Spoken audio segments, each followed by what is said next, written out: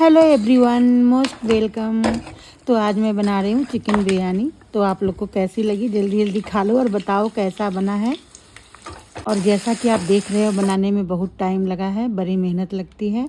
आप लोग भी फटाफट अगर सीखना है तो आप मुझे मैसेज कर सकते हो, मैं आपको बेहतरीन चिकन बिरयानी बनाना सिखाऊंगी।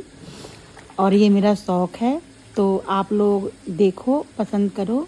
मैंने मेहनत किया है, अच्छी लगी हो तो ज़रूर बताना। Thank you so much.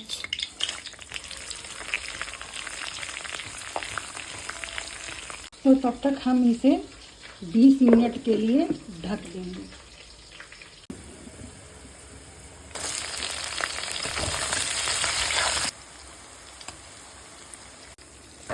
मेरे तो कुछ याद है नहीं, कब पैसा जिसमें कम होगा वही तो चेक करेंगे।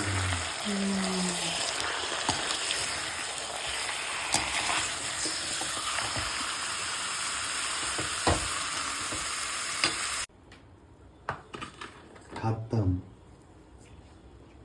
खत्म। वीडियो कॉल करो तुमको।